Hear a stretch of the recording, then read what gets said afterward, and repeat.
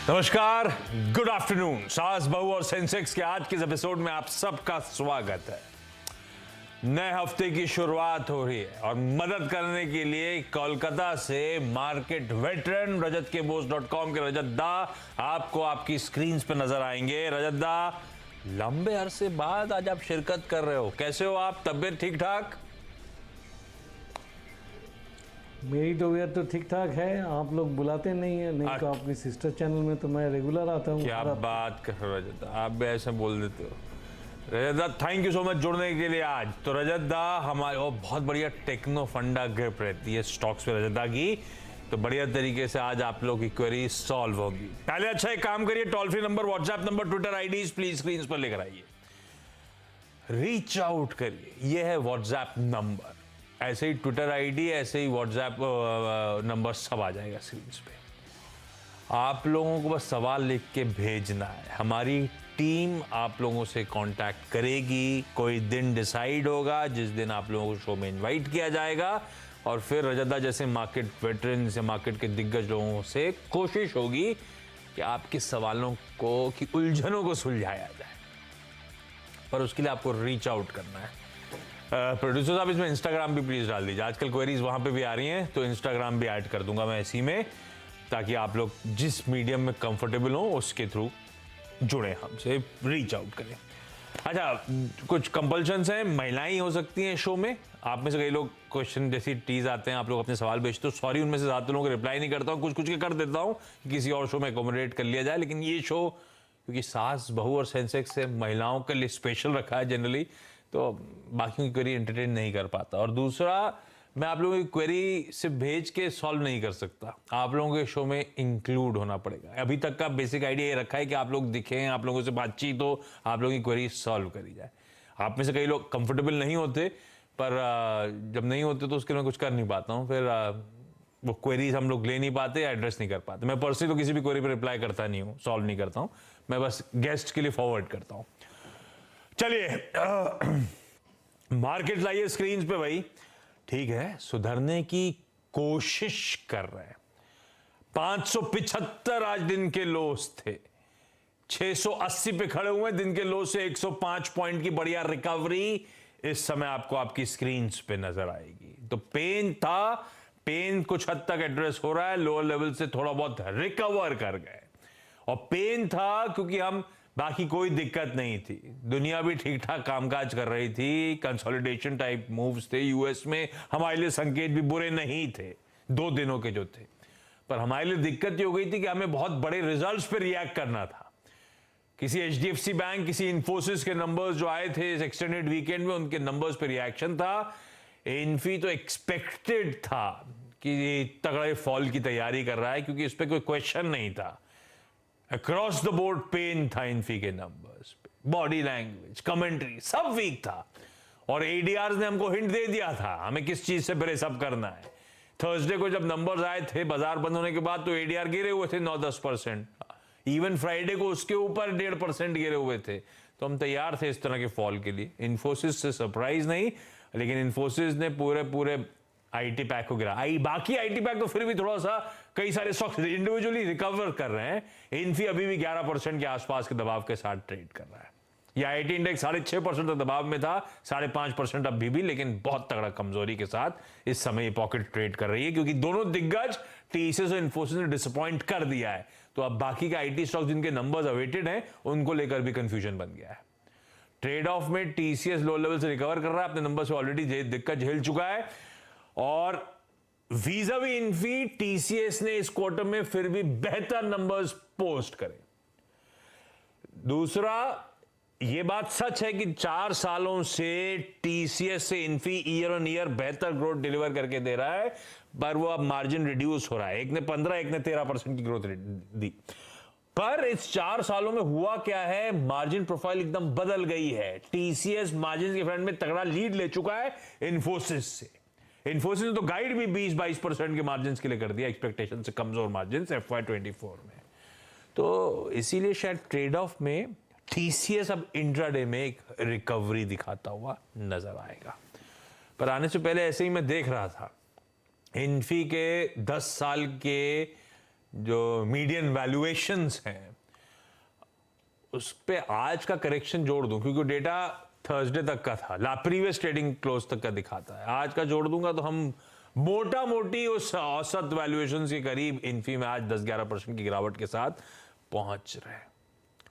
तो अपने ये एक्सेसेस जो क्रिएट हो गए थे कोविड टाइम्स की, जो तेजी आई थी, मल्टी बैगर जो बने थे, वो एक्सेसेस अब वाइप आउट होकर हम उन वैल्यूएशंस की तरफ बढ़ चले, उन वैल्यूएशन में पहुंच गए हैं कह लीजिए।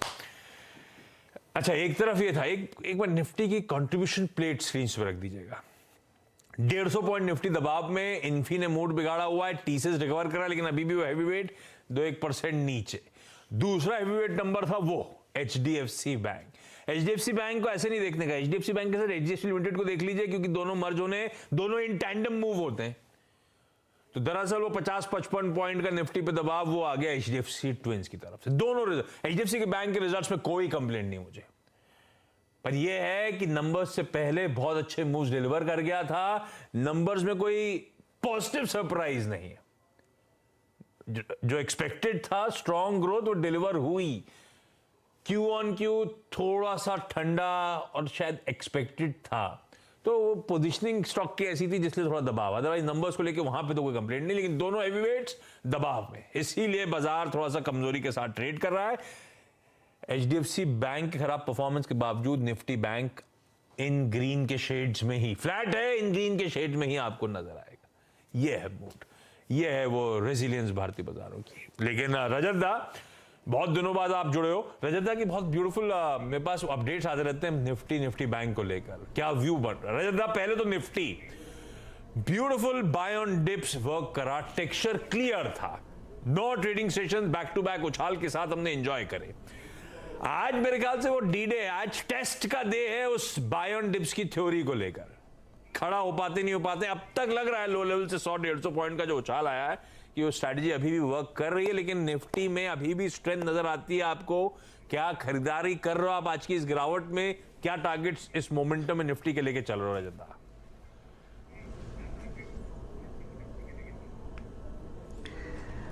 देखिए आशीष, मैं ये कहना चाहता हूँ कि जब तक निफ्टी 17,600 से लेके 17,525 ये सपोर्ट रेंज तोड़ नहीं देता है, तब तक ये मान के चलिए कि एक तरफा मूव हो रहा था, उसके लिए कुछ तो करेक्शन कभी भी आएगा, कोई भी बहाना लेके वही करेक्शन हो रहा है। 17,525 टूट जाने की मतलब ये होगा कि निफ्टी अपना 200 डे मूविंग एवरेज के नीचे फिर से चला गया, तब जाके आप पूरी तरह नेगेटिव हुई है। नेगेटिव अगर आपको होना है इस बाज़ार में तो इन्फोसिस में नेगेटिव होना है, क्योंकि ये अपना 200 डे एक्सपोनेंशियल मूविंग एवरेज को गैप से नीचे तोड़ा है और नीचे चला गया है। हैमर लाइन हुआ है, बाउंस बैक कर सकता है, थोड़ा सा निफ्टी को मदद देगा, वो हो सकता है, लेकिन ये सस्टेनेबल नहीं होगा, क्योंकि निफ्टी जिस तरीके से डिस्ट्रीब्यूशन किया है वो देखते हुए मुझको लगता है कि इन्फी जितना डिस्ट्रीब्यूशन करके नीचे गया है ये नीचे ही चलेगा।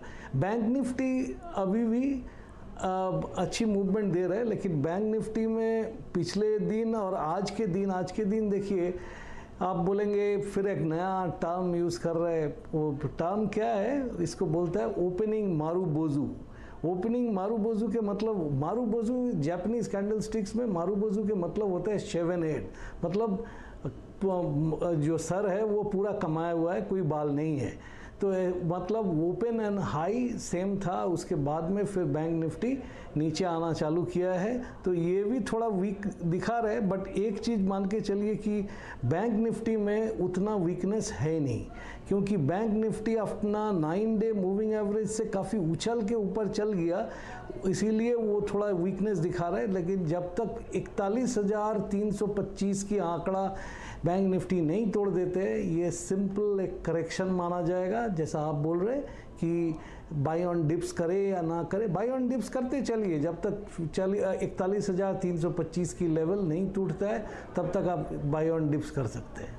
तो आप कह रहे हो निफ्टी जब तक 600 से 525 की ट्रैजेक्टरी नहीं तोड़ रहा है तब तक टेक्सचर में कोई प्रॉब्लम नहीं है, गिरावट में खरीदारी करने की मामला है। Even Nifty bank 41,350 important level जहन में रखिए, रजत दा मेंशन कर रहे हैं, जब तक वो लेवल्स के नीचे नहीं जा रहा है, ये पॉकेट भी बाय ऑन डिप्स की ही पॉकेट है। चलिए मैं सवाल जवाब का सिलसिला शुरू करता हूं। कुछ इंटरेस्टिंग स्टॉक्स और भी रजत दा से रह कि मैं उन पर बातचीत करता रहूंगा। आज हमें गोवा जाना है, आज हमें जयपुर जाना है, और तीसरी लोकेशन से अब तक कनेक्शन शायद हो नहीं पा रहा है, तो दो ही लोग अभी इस समय जुड़ते हुए आपको आपकी स्क्रीन पर नजर आएंगे। इवन जयपुर से भी रक्षा तिवारी जो जुड़ेंगी वो फोन लाइन पे जुड़ रही हैं इस समय। गोवा से सुरभि जैन आपको जुड़ती हुई पहले नजर आ रही हैं। Surabhi ma'am hi, good afternoon. Surabhi ma'am, कैसा मूड माहौल गोवा में? अभी टूरिस्ट हैं, चले गए? नहीं है सर, ऑलवेज। आप भी रोज बीच बीच जाते हो या नहीं, आप बोर हो गए हो? नहीं सर, रोज तो नहीं, ओकेशनली जा सकते हैं। अच्छा, सुरभि मैम शेयर बाजार में कब से जुड़े हो, कितना समय हो गया? सर अराउंड 10 to 15 इयर्स हो गए हैं, बट लास्ट फ्यू इयर्स से मैं अनएक्टिव थी, बट लास्ट 1 ईयर से मैंने अगेन जर्नी स्टार्ट किया है। 10-15 साल हो गए थे, बीच में इनएक्टिव थे और पिछले 1 साल से वापस रिज्यूम करा। क्या करते हो, लॉन्ग टर्म के लिए शेयर खरीदते हो या ट्रेडिंग वेडिंग भी करते हो Surabhi ma'am? No sir, long term के लिए ही खरीदती हूँ, इन्वेस्टर हूँ basically, but short term investing भी हो जाती है कभी कभी। कुछ रिटर्न अगर अच्छा मिल रहा है तो आई कैन। वो तो बिल्कुल सही कॉल है, बिल्कुल सही स्ट्रैटेजी है। पैसा आ रहा हो तो बुक कर ही लेने का मुनाफा। अच्छा सुरभि मैम, 15 साल की जर्नी कैसी रही? नेट मुंबई से पैसा गोवा आया? हाँ बिल्कुल आया सर। ठीक है। सुरभि मैम पहली क्वेरी कौन सी? सर पहली क्वेरी है मेरी वर्धमान एक्रिलिक्स। एक्चुअली ये मेरी मदर के अकाउंट से मुझे ट्रांसफर किए गए थे। अराउंड 19 रुपीज का परचेस था उनका, और अभी 50 के अराउंड आके अटक गया है सर। ये 70 तक भी गया है बीच में, बट अभी आगे नहीं बढ़ रहा है। तो क्या करना चाहिए, होल्ड करना चाहिए या फिर सेल आउट करना चाहिए सर? मदर के अकाउंट से ट्रांसफर हुआ, 19 की खरीद थी उस जमाने में, और आज 49 के आसपास खड़ा हुआ ये स्टॉक। रजदा, इन मैंने तो नहीं देखा, आप चार्ट देख के प्लीज बताओ, वर्धमान एक्रिलिक्स, या अगर आप फंडामेंटल भी स्टडी करके आए हो तो क्या करना चाहिए सुरभि को? भाई 2008 की खरीद है, ऐसा नहीं कि 2008, इतने सालों में मैंने 19 रुपए पे 29 रुपए का प्रॉफिट कमाया है। निकाल दूं, रखे रहूं, कुछ टेक्नो फंडा, कुछ जमखम नजर आता है या नहीं?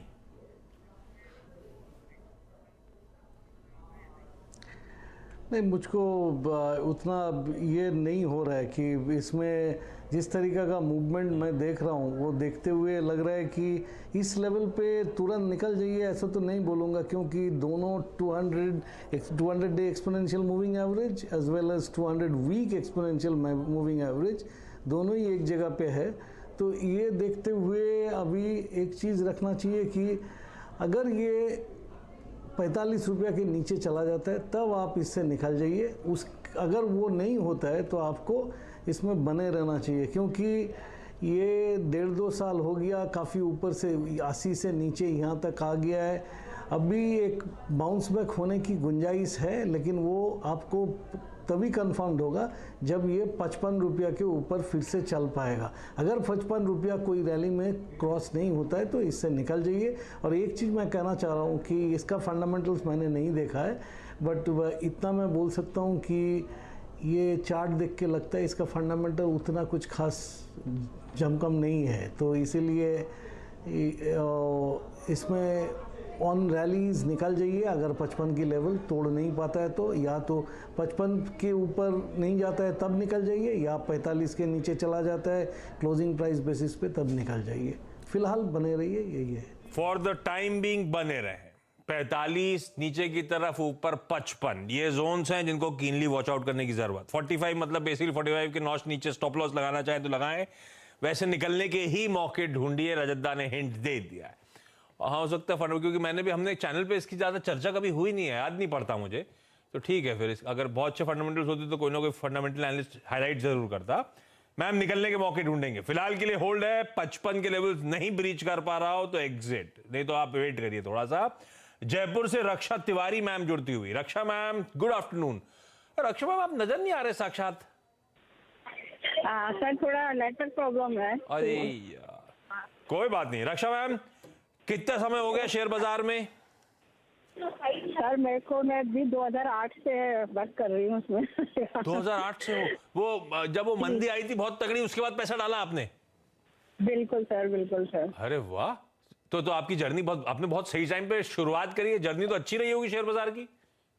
सर वो बस सब यही रहता है इसका कि आप बाइंग की, प्रॉफिट आया तो निकल गए। निकाल दिया, और अब नहीं आया तो फिर वो फंस जाते हैं बस।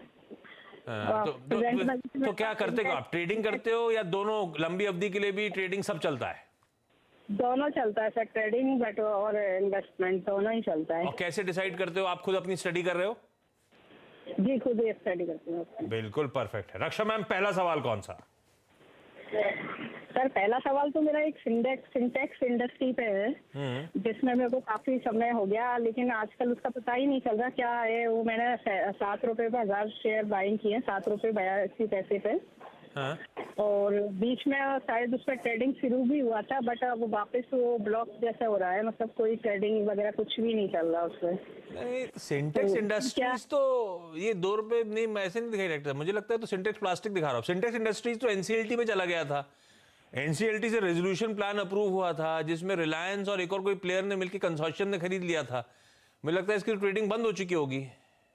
जी हाँ, बंद हो गई सर। तो आगे इसका फ्यूचर मुझे नहीं लगता इक्विटी में, एनसीएलटी में आजकल कहीं भी इक्विटी में कुछ बचता है। रजत, आप स्टडी करके आए थे क्या सिंटेक्स इंडस्ट्रीज? मुझे सॉरी मैं देख के नहीं आया, लेकिन मुझे याद नहीं पड़ता। ये तो रेजोल्यूशन में गया था एनसीएलटी के, इसको तो खरीद लिया गया है, कुछ नहीं बचा इसमें मैम। लेकिन एनसीएलटी में एनसीएलटी में अगर चला गया और उसके बाद में कोई इसको खरीद भी लिया तो फिर इक्विटी होल्डर्स को कुछ नहीं मिला होगा। वो अगर जो लोग डेट दिया है उन लोगों को कुछ मिला हो तो हो, नहीं तो नहीं मिलता है ना। तो इसमें और सोच के कोई फायदा नहीं है कि क्या हो रहा है नहीं हो रहा है, ये गया है। मैडम ये नुकसान हो गया अपने को, ये मुझे ख्याल से 7-8 रुपए जो पर शेयर था ये गया। हालांकि एक टाइम पे इसकी टंकियां तो मैंने भी इस्तेमाल करी हैं लेकिन वो दिन लद गए इसके। अच्छा, दूसरा सवाल रक्षा मैम। जी सेकंड क्वेश्चन ये था सर, आरबीएल बैंक बाइंग किया मैंने 150 पे 100 शेयर। हाँ। तो अभी मुझे वो उसको क्या लॉन्ग टर्म के हिसाब से रखना चाहिए या प्रॉफिट? नहीं, तो आपने क्यों लिया था? आपने स्टडी क्या करा था? चार्ट स्टडी करी थी या धंधा समझे थे फंडामेंटल? लॉन्ग टर्म के हिसाब से जी सर, फंडामेंटल वगैरह तो भरोसे से लिया है लॉन्ग टर्म के लिए, ये मानू ना। तो फिर रजदा सही चुना है क्या आरबीएल बैंक? खैर 150 वाला 155 पे आके खड़ा हुआ है। अब मैम कंफ्यूज है, करना क्या है? ये लंबी अवधि लायक है कि नहीं है?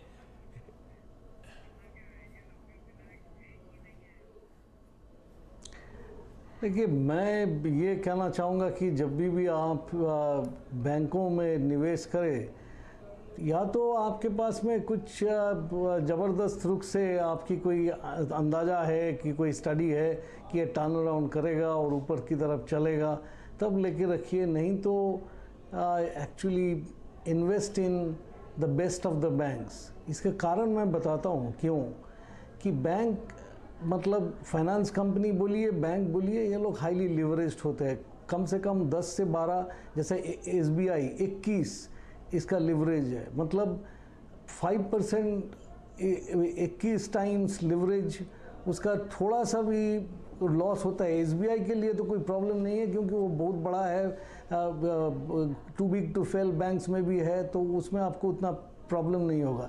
लेकिन ये सब जो बैंक है, हम नहीं बोल रहे कि ये ख़राब है, अच्छे नहीं है, ऐसा नहीं। लेकिन ये जो 1 साल से ऊपर नीचे पड़ा हुआ है, 200 के ऊपर जाता नहीं है, जाने से भी सस्टेन नहीं करता है, 150 के आसपास घूम रहे, ये ऐसा ही चलता चलेगा। जो एक छोटी सी बैंक मतलब दूसरी से छोटा है वो, और कम भाव में मतलब मार्केट कैपिटलाइजेशन का बात मैं नहीं कर रहा हूँ, ऐसा पर शेयर वैल्यू जो है वो 54 रुपया 55 रुपया पे चल रहा है। आईडीएफसी फर्स्ट बैंक, मेरे ख्याल say that would be a better switch from RBL bank. उसकी प्रोस्पेक्ट मेरे अनुसार उसकी प्रोस्पेक्ट इससे बेहतर है। अगर आप उसमें शिफ्ट कर जाएंगे तो शायद आने वाले दिन में लंबी अवधि के लिए अगर रखेंगे तो अच्छा रहेगा।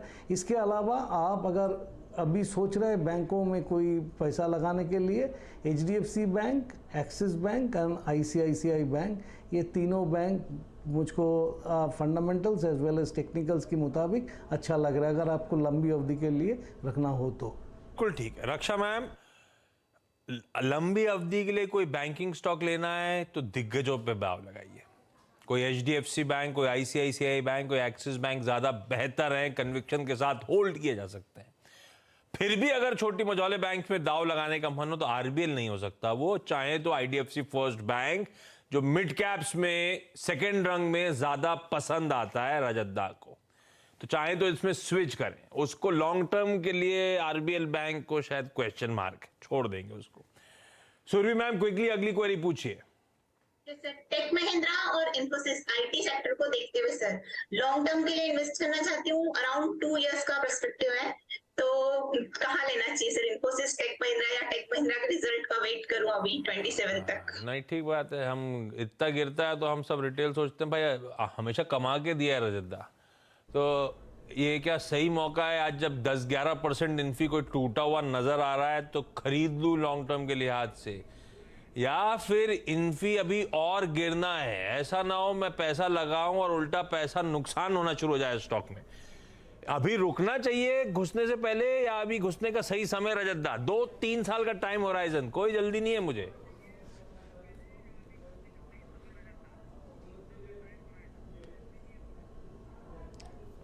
मैं ये कहूँगा कि देखिए मैम, ये 1231 पे एक फिबोनाची लेवल, वो पुराना टॉप से लेके काफ़ी आगे का मतलब 2020 का जो बॉटम है उसको बनाते हुए मैं देखा कि 50% रिट्रेसमेंट था 1231 पे, अभी उसी के आसपास घूम रहे।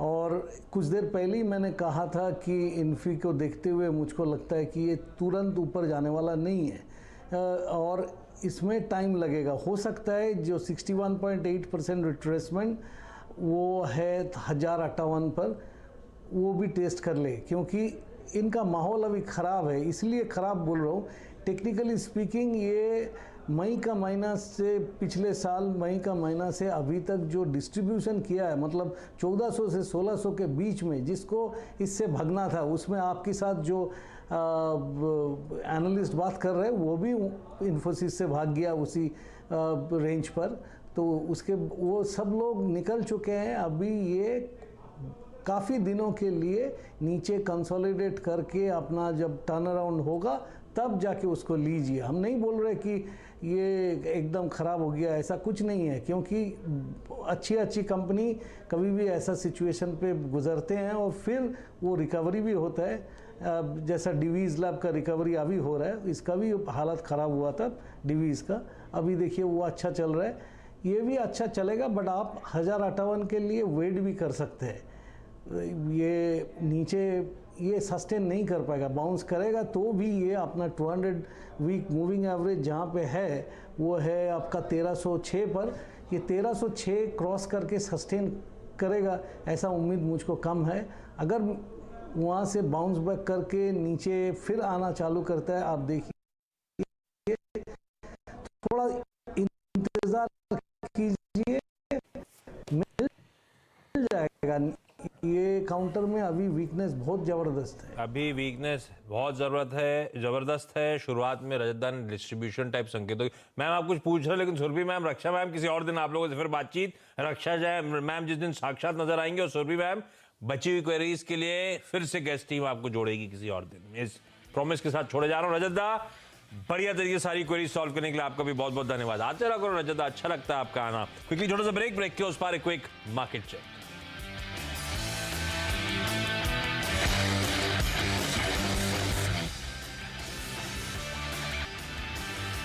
ब्रेक के बाद आपका स्वागत है। Mid caps in green, breadth अब इवनली पॉइज्ड 1:1 का रेशियो।